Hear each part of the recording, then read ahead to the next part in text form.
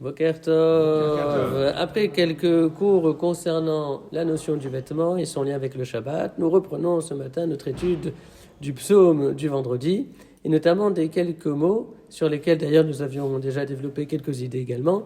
Les mots Geout Lavesh Hashem, Oz Itazar. Donc je reviens sur ces mots pour essayer d'en saisir le sens premier. Geout Lavesh, donc Hashem a recouvert sa grandeur, c'est-à-dire que Akadosh Baruch Hu dissimule son être, cache sa présence. Lavesh Hashem Oz, Hashem a recouvert sa puissance. C'est de cette manière que le commentaire Metzudat David découpe le verset. Donc il a caché sa présence, il a caché sa puissance.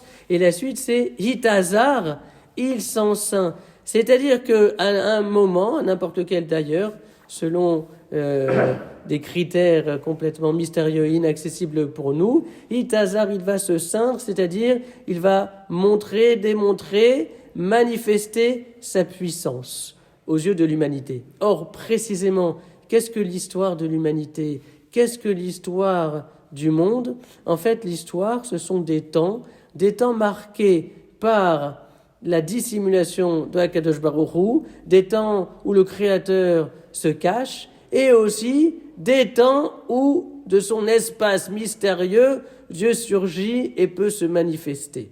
Caché, présent. C'est d'ailleurs l'un des sens du fait que lorsque on s'adresse à Akadosh Baruch Hu, lors par exemple de la récitation d'une bracha, eh bien on le tutoie, on dit Baruch Ata, c'est-à-dire que nous exprimons par là même l'idée de proximité avec lui, et ensuite, dans de très nombreuses brachot, on passe du style direct au style indirect, et on dit Asher Kideshanu b'mitzvotav, au lieu de continuer, car tu nous as sanctifiés par tes mitzvot, nous disons car il nous a sanctifiés par ses mitzvot. C'est-à-dire que là, c'est comme si il y avait une certaine distance, donc distance et proximité. C'est cela, au jour d'aujourd'hui en tout cas, ce qui a été les processus de l'histoire.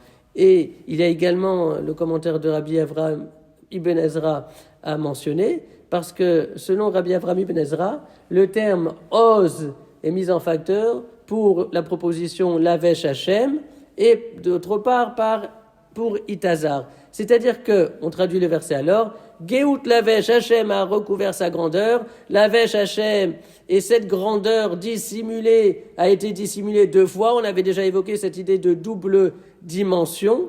Et au cœur de cette double dimension de la dissimulation de Hashem, que se passe-t-il ? Oh, Zitazar, eh bien au cœur de cette profonde obscurité, Hashem peut se dévoiler, que nous puissions avoir la chance de le voir.